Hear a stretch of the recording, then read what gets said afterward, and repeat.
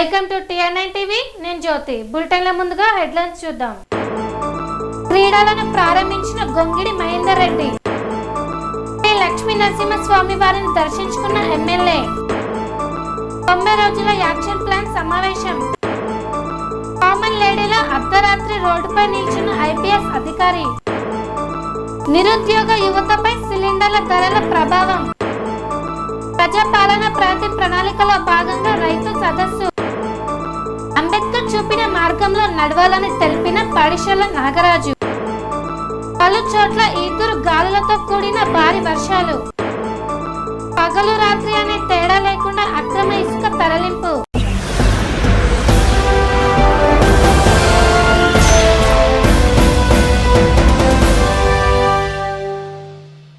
ఆలేరు మండలం కొలనుపక గ్రామంలో క్రీడలను ప్రారంభించిన గొంగిడి మహేందర్ రెడ్డి.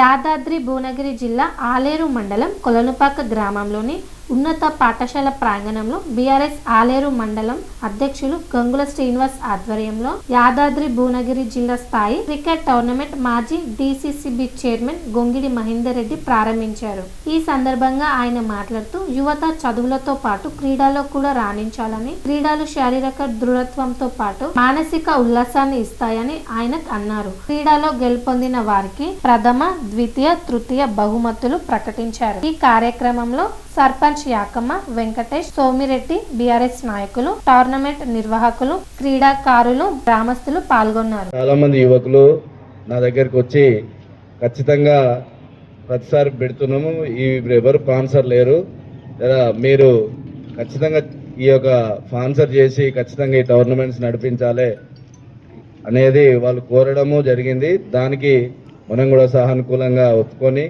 మరి నిర్వహించడం జరుగుతుంది. దీన్ని మంచి ప్రశాంత వాతావరణంలో ఈ యొక్క టోర్నమెంట్స్ నిర్వహించాలని. 35 టీంలు అంటే చాలా ఎక్కువ టీంలే. దాన్ని మరి ఈ ఎండాకాలం కాబట్టి కొంచెం ముందే జరిపే విధంగా నిర్వాహకులు దాన్ని చూడాలని చెప్పేసి 10-11 లోపే అయిపోయే విధంగా ప్రతిరోజు చూసుకుంటే మంచిదని చెప్పేసి వాళ్ళకు కోరుతూ, మరి ఇంతకుముందు దొంతిరి సోమిరెడ్డి గారు వారు మాట్లాడిన మాటకు ఇక్కడ ఉన్నటువంటి యువకులందరూ కూడా ఆలోచించి అందరూ కూడా క్రీడలో నిమగ్నమై మరి దీన్ని సాధించాలనుకుంటే అది చాలా పెద్ద పని. ఆయన అన్నట్టు అందరి సహకారం ఉంటేనే ఆ కబడ్డీ కానీ ఇంకా అనేకమైన పోటీలు కానీ ఉంటాయి.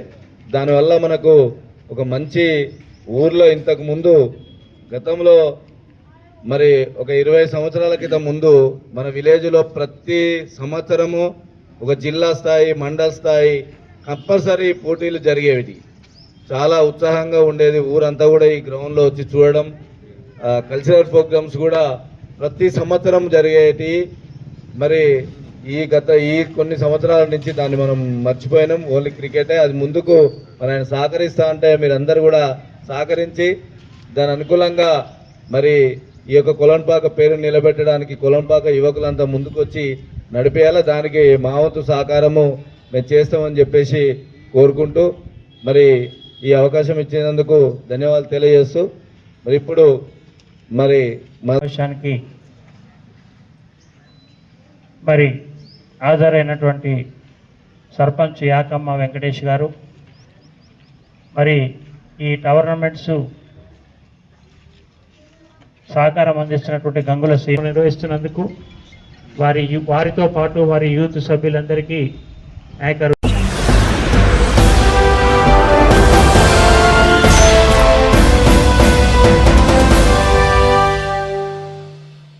లక్ష్మీ నరసింహస్వామి వారిని దర్శించుకున్న రాజ్యసభ ఎంపీ నరేందర్ రెడ్డి మరియు ప్రభుత్వ విప్ ఆలేరు ఎమ్మెల్యే బిల్లా ఐలయ్య. యాదగిరిగుట్ట శ్రీ లక్ష్మీ నరసింహస్వామి వారి దేవాలయంలో రాజ్యసభ ఎంపీ శ్రీ వేం నరేందర్ రెడ్డి కుటుంబ సభ్యులతో కలిసి శ్రీ లక్ష్మీ నరసింహస్వామి వారి దర్శనం చేసుకున్నారు.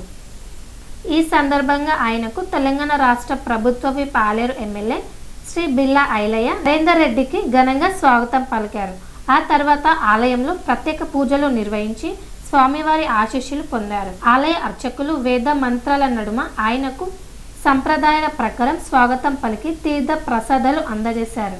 అనంతరం ఆలయ విశేషాలు, అభివృద్ధి కార్యక్రమాలపై అధికారులు వివరాలు తెలియజేశారు. ఈ సందర్భంగా వెం నరేందర్ రెడ్డి మాట్లాడుతూ రాష్ట్ర ప్రజల సుభిక్షం, శాంతి, అభివృద్ధి కోసం స్వామివారి ఆశీస్సులు కోరుకున్నట్టు తెలిపారు.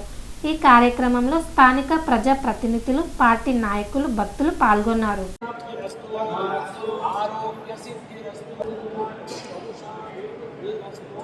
ఇలవేలు పైన లక్ష్మీ నరసింహస్వామి వారి దర్శనం ఇవాళ చేసుకోవడం జరిగింది. ఆ భగవంతుడి కృప ఈ రాష్ట్ర ప్రజల మీద, అందరి మీద మంచిగా ఉండాలని చెప్పి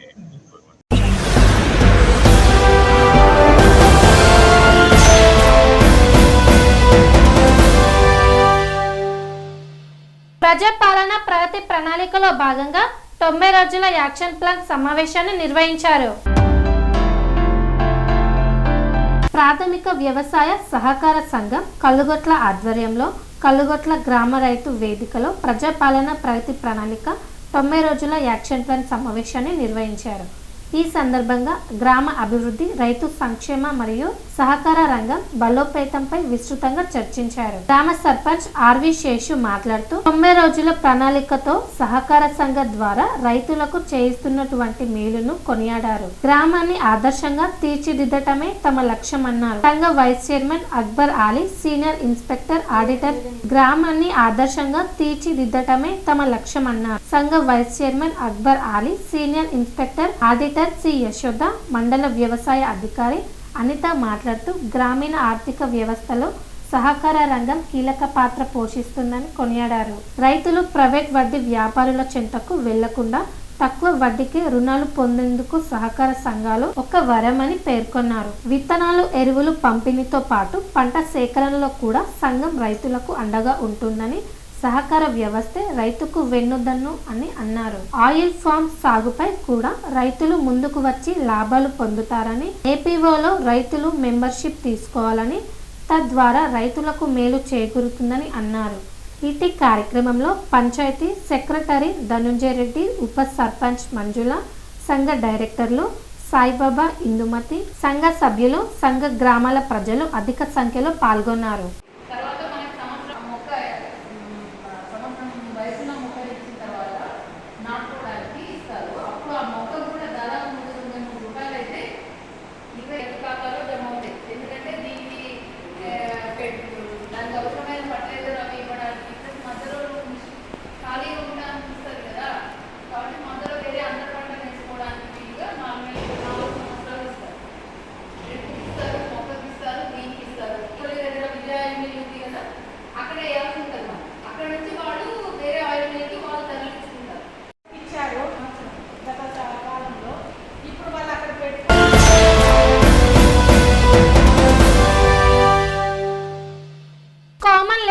అర్ధరాత్రి రోడ్డుపై నిల్చున్న ఐపీఎస్ అధికారి సుమతిని చుట్టుముట్టిన పోకిరీలు. ఒక ఉన్నత స్థాయి పోలీస్ అధికారిని తమ హోదాను పక్కన పెట్టి సామాన్య మహిళగా రోడ్డుపైకి వచ్చి ఎదుర్కొన్న చెడు అనుభవాలు సమాజంలో మహిళల భద్రత ఎంతటి సవాల్గా మారిందో మహిళా శక్తికి నిదర్శనంగా నిలిచిన ఈ ఘటన పూర్తి వివరాలు మీకోసం. నగరంలో అర్ధరాత్రి వేళ మహిళలు ఎంతవరకు క్షేమం కేవలం నివేదికలు చూసి నిర్ణయించకుండా స్వయంగా క్షేత్రస్థాయిలో వాస్తవాలను తెలుసుకోవాలని నిర్ణయించుకున్నారు. మల్కాజ్గిరి పోలీస్ కమిషనర్ సుమతి ఫలితంగా పుట్టుకొచ్చిన ఈ ఆపరేషన్ అల్లరి మూకల అరాచకాలను బట్టబయలు చేసింది. అర్ధరాత్రి 12 గంటల సమయం, నగరం నిద్రపోతున్న వేళ దిల్సుఖ్ నగర్ బస్టాండ్లో ఒక మహిళ సాధారణ దుస్తుల్లో బస్సు కోసం నిల్చుంది. ఆమె మరెవరో కాదు, ఐపీఎస్ అధికారి సుమతి. రక్షణ కవచం లాంటి కాకి యూనిఫామ్ లేదు, వెంట సెక్యూరిటీ లేదు. ఆ సమయంలో ఆమెను చూసిన పోకిరీలు ఆమెను ఒక ఉన్నత అధికారిగా కాకుండా కేవలం ఒక అబలాగా చూశారు. ఒక్కరు కాదు, ఇద్దరు కాదు, సుమారు 40 మంది పోకిరీలు ఆమెను చుట్టుముట్టారు. వస్తావా, రేట్ ఎంత అంటూ అసభ్యకరమైన ప్రశ్నలతో వేధించారు. దారి వెంట వెళ్తుంటే బైక్ తో వెంబడించారు. అయినా ఆమె ఏమాత్రం ధైర్యం చెడకుండా తెల్లవారుజామున 3:30 వరకు ఆమె అక్కడే ఉండి ప్రతి ఒక్క పోకిరి ప్రవర్తనను గమనించారు. ఆ తర్వాత వెంటనే రంగంలోకి దిగిన పోలీసులు ఆ 40 మందిని రెడ్ హ్యాండెడ్ గా పట్టుకున్నారు. పట్టుబడిన వారిలో అధిక శాతం విద్యార్థులు, ఉద్యోగులే కావడం బాధాకరం. వీరిలో కొందరు గంజాయి, మద్యం మత్తులో తూగుతూ విచక్షణ కోల్పోయి ప్రవర్తించారు. ఈ ఆపరేషన్ కేవలం నేరస్తులను పట్టుకోవడం కోసం మాత్రమే కాదు, వ్యవస్థలో మార్పు కోసం చేసిన ఒక యుద్ధం. ఈ సంఘటన మనకు కొన్ని కీలక పాఠాలను నేర్పిస్తోంది. కానీ మహిళ లోకానికి స్ఫూర్తి నింపేలా సందేశం ఇచ్చాడు. ఒక ఐపీఎస్ అధికారినే అంతలా వేధించారంటే సాధారణ మహిళల పరిస్థితి ఏమిటి? అందుకే ఎక్కడైనా వేధింపులు ఎదురైతే భయపడి వెనకడుగు వేయకుండా గొంతెత్తాలని ఈ ఘటన చాటి చెబుతోంది. తన కార్యాలయంలో కూర్చోకుండా అర్ధరాత్రి రోడ్డుపైకి వచ్చి సామాన్యుల బాధను పంచుకున్న సుమతి నిజమైన నాయకత్వానికి నిదర్శనంగా నిలిచింది. మహిళల భద్రత కోసం షీ టీమ్స్ 100 వంటి సేవలు అందుబాటులో ఉన్నాయని, ఆపదలో ఉన్నప్పుడు ధైర్యంగా పోలీసులను ఆశ్రయించాలని ఈ ఆపరేషన్ భరోసా కల్పిస్తోంది. చదువుకుంటున్న విద్యార్థులు, ఉద్యోగం చేస్తున్న యువకులు ఇలాంటి విస్తృత చేష్టలకు పాల్పడడం విచారణకరం. పోలీసులు వారిని కౌన్సిలింగ్ ఇచ్చి పంపించినప్పటికీ ఇది ప్రతి ఒక్కరి బాధ్యత.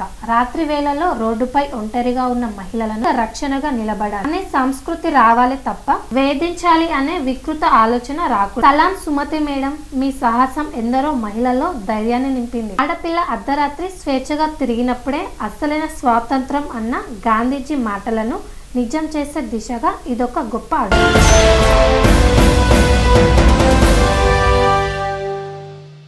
గ్యాస్ సిలిండర్లపై ధరలు పెంచి కేంద్ర ప్రభుత్వం సామాన్య ప్రజలపై భారాన్ని మోపుతున్నారని విఎస్ బోస్ తెలియజేశారు.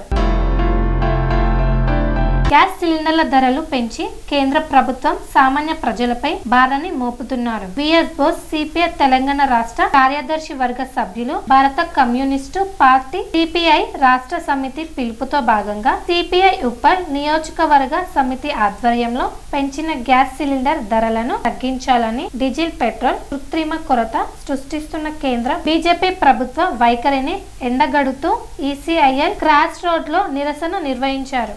ఈ సందర్భంగా విఎస్ బోస్ సిపిఐ తెలంగాణ రాష్ట్ర కార్యదర్శి వర్గ సభ్యులు మాట్లాడుతూ ఎన్నికల సందర్భంగా అనేక తప్పుడు వాగ్దానాలు చేస్తూ గ్యాస్ సిలిండర్, పెట్రోల్ ధరలు పెంచబోమని ప్రజలను మభ్యపెట్టి ఎన్నికలు అయిపోయిన వెంటనే కమర్షియల్ సిలిండర్ ధరలను ఎన్నడూ లేని విధంగా 993 రూపాయలు పెంచడమే కాకుండా గత 6 నెలల కాలంలో 6 సార్లు పెంచడం జరిగింది. భారతదేశ పాలక వర్గాలు మన దేశానికి జరుగుతున్న నష్టాన్ని ఎప్పటికైనా గుర్తించి అమెరికాలో వాణిజ్య ఒప్పందాలు రద్దు చేసుకోవాలని, అదేవిధంగా ఇరాన్తో మంచి సంబంధాలు పెంపొందించుకోవాలని, ఆయిల్ సరఫరాకు ఏ రకమైన ఆటంకం లేకుండా చూడాల్సిన బాధ్యత మన విదేశాంగ విధానంపై ఉందని అన్నారు. ఈ కార్యక్రమంలో సిపిఐ మేడ్చల్ జిల్లా కార్యవర్గ సభ్యులు శంకర్రావు, టి సత్యప్రసాద్, ఏ ధర్మేంద్ర, సిపిఐ ఉప్పల్ నియోజకవర్గ నాయకులు నారా నరసింహ తదితరులు పాల్గొన్నారు.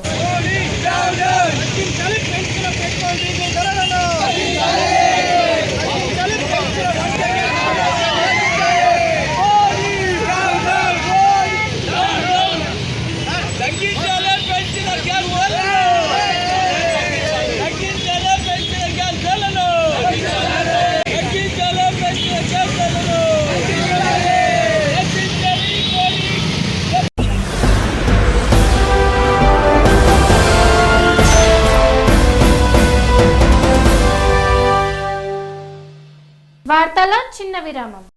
సెరెనిటీ మోడల్ హై స్కూల్ విద్యార్థులకు అమ్మఒడి, సామాన్యులకు అందుబాటులో ఉన్న బడి సెరెనిటీ. మేడ్చల్ జిల్లాలో మేటిగా నిలిచి సాటిలేని ఫలితాలను సాధిస్తున్న నంబర్ 1 స్కూల్ సెరెనిటీ. మా ప్రత్యేకతలు: ప్రతి విద్యార్థి పట్ల వ్యక్తిగత శ్రద్ధ, activity based learning and digital classrooms, computer lab, 100% ఫలితాలు, sports and cultural activities, yoga, abacus మరియు Vedic maths education. Please visit Serenity Model High School, Nagaram. Admissions are in progress. Call 04027146899 and 04027148699.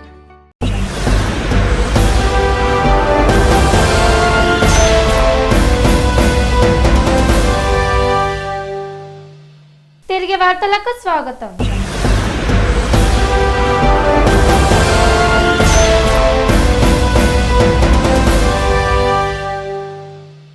Ramayampet వ్యవసాయ మార్కెట్ కమిటీ ఆవరణలో ప్రజాపాలన ప్రగతి ప్రణాళికలో భాగంగా రైతు సదస్సు నిర్వహించారు.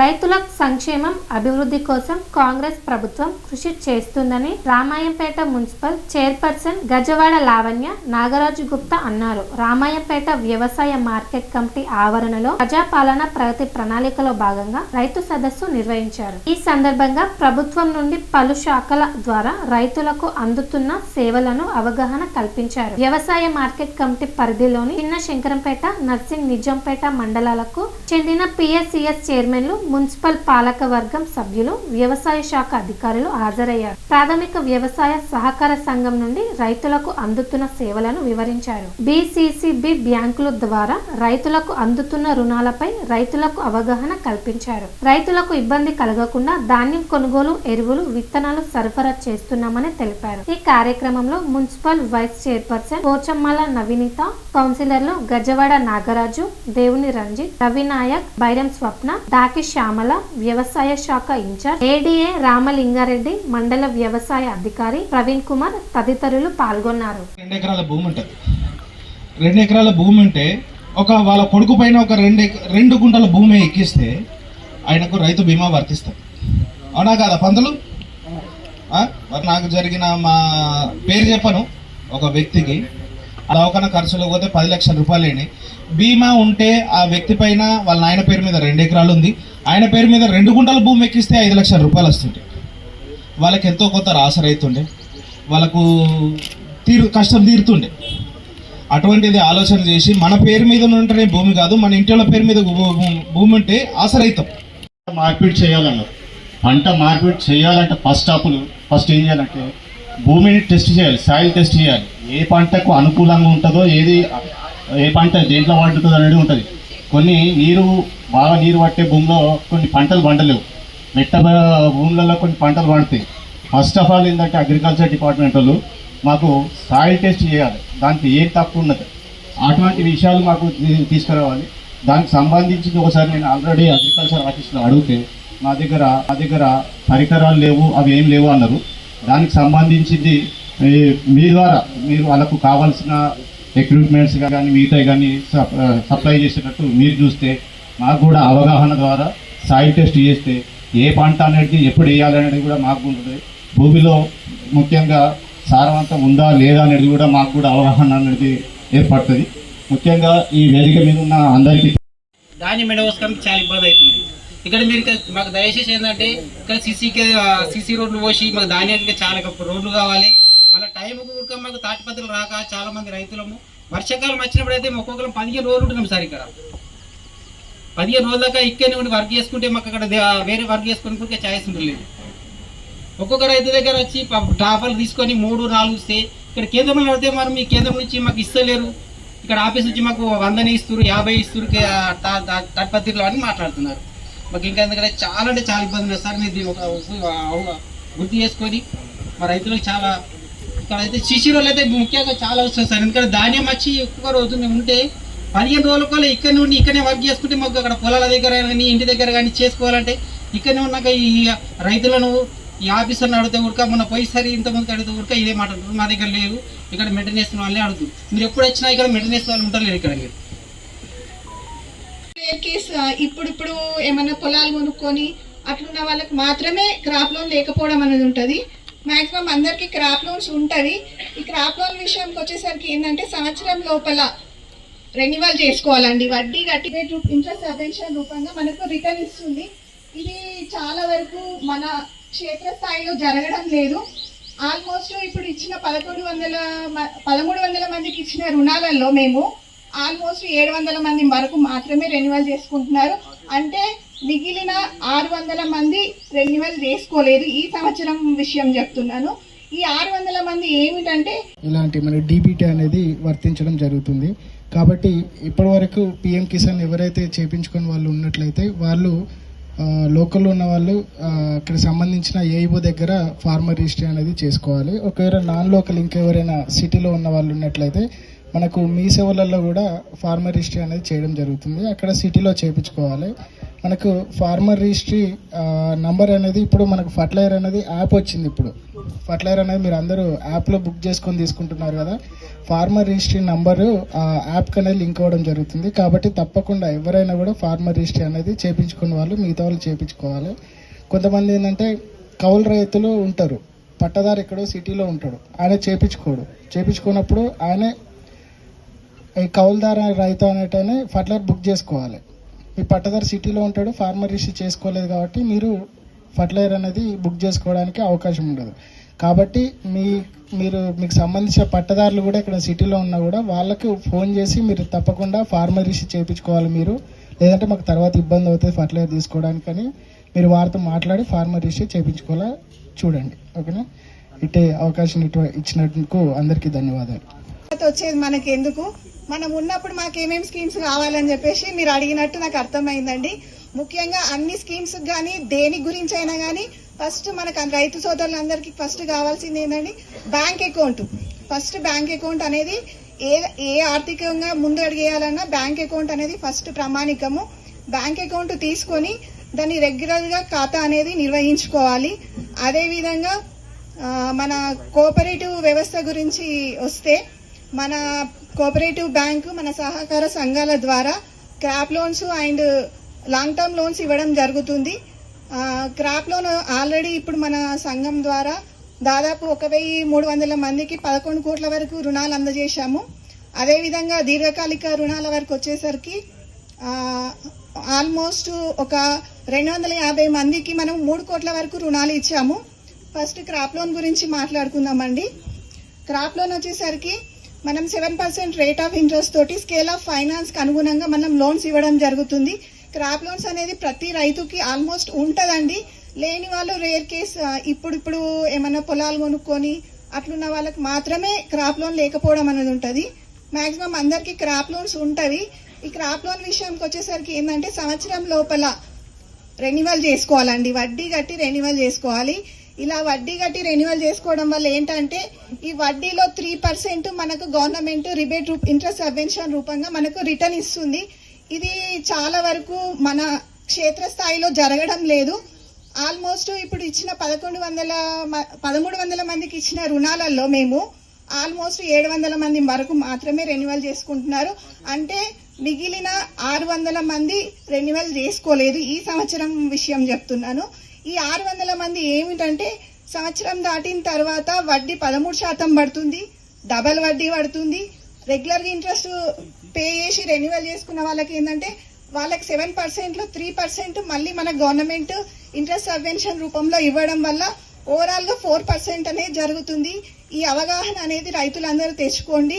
And ఇంకొకటి ఏంటంటే ఈ సభా వేదికగా అందరూ అన్ని డౌట్స్ వాళ్ళ మనసులో ఉన్నాయని చెప్పుకోలేకపోయి ఉంటారు. సో మీకు పూర్తి అవగాహన కొరకు సొసైటీకి కానీ బ్యాంకుకి కానీ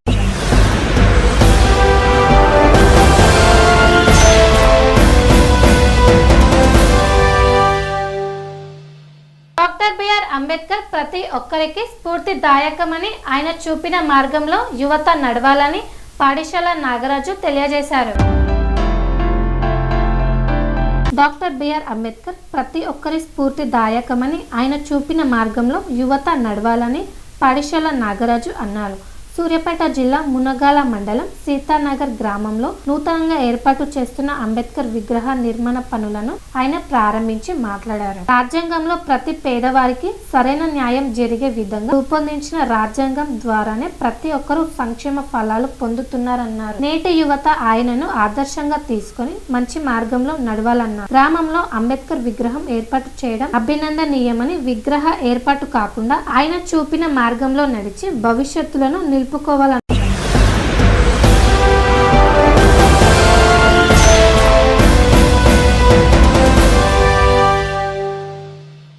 రాయపల్ మండలంలో పలు చోట్ల ఈదురు గాలులతో కూడిన భారీ వర్షాలు.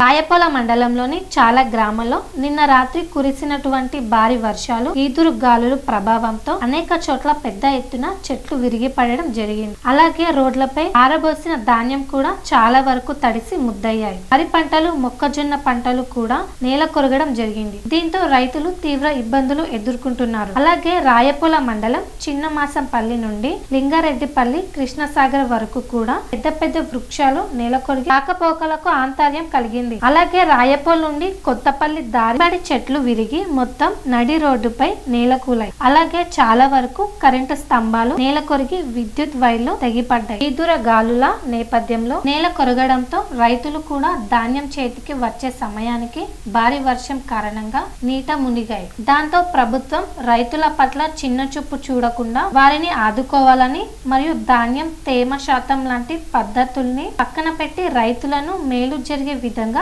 ముందుకు రావాలని పలు రైతులు కోరారు. అలాగే పొద్దుతిరుగుడు ధాన్యం కొనుగోలు విషయంలో ప్రభుత్వం నిర్లక్ష్యం వీడాలని ఆవేదన వ్యక్తం చేశారు.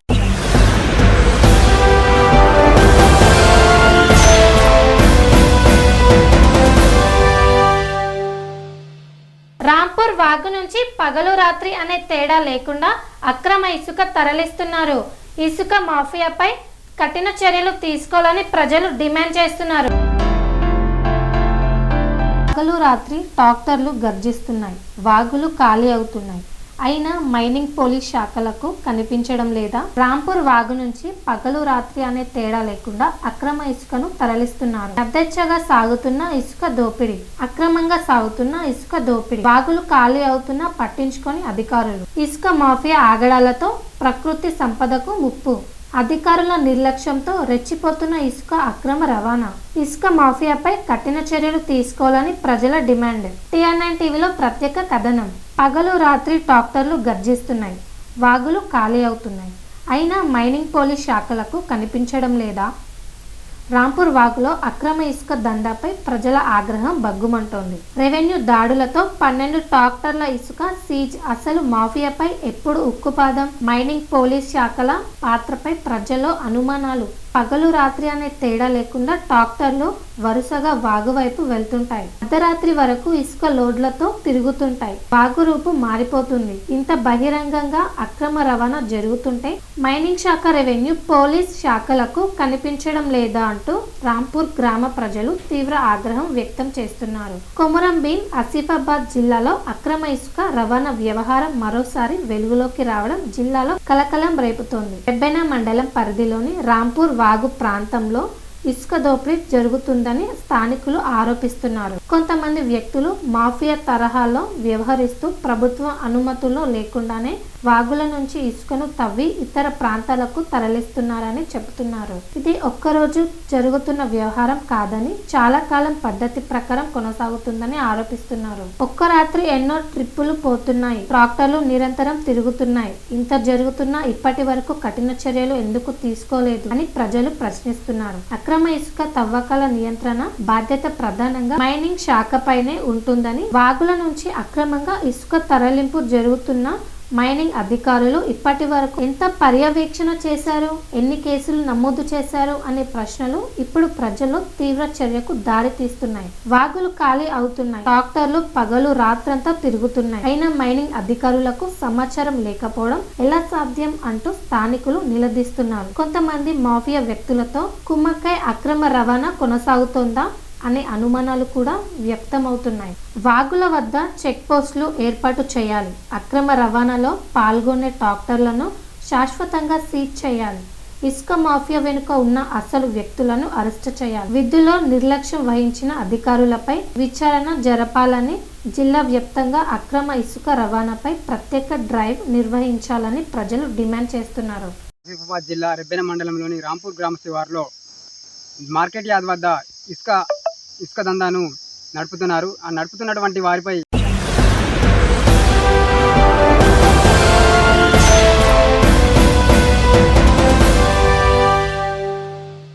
ఇంతటితో వార్తలు సమాప్తం. మరిన్ని అప్డేట్స్ కోసం చూస్తూనే ఉండండి TN9 టీవీ. అనురాగానికి అమ్మ ఆదర్శం, ఆరోగ్యానికి Sri Sai homeo stores and clinic. అనుభవం, అర్హత, అంకిత భావం కల డాక్టర్లచే చికిత్స. అన్ని రకాల ఆరోగ్య సమస్యలకు నమ్మకమైన ఎంపిక Sri Sai homeo stores and clinic. Diabetes, కీళ్ల నొప్పులు, సయాటికా, వెన్నుముక సమస్యలు, థైరాయిడ్, నిద్రలేమి, మానసిక సమస్యలు, ఋతు సమస్యలు, అన్ని రకాల దీర్ఘకాలిక వ్యాధులకు ప్రత్యేక హోమియో వైద్యం. అందరికీ అందుబాటులో అంతర్జాతీయ హోమియో వైద్యం Shri Sai homeo stores and clinic. మీ ఆరోగ్య సమస్య ఏదైనా ఇప్పుడు పరిష్కారం సాధ్యం. సైడ్ ఎఫెక్ట్ లేని వైద్యంతో సంపూర్ణ ఆరోగ్యం కొరకు సంప్రదించండి Shri Sai homeo clinic and stores, Bhavani Nagar, Ambedkar Nagar road, old Alwal, Secunderabad. సంప్రదించాల్సిన ఫోన్ నంబర్స్ 9000751751 మరియు 9000422525.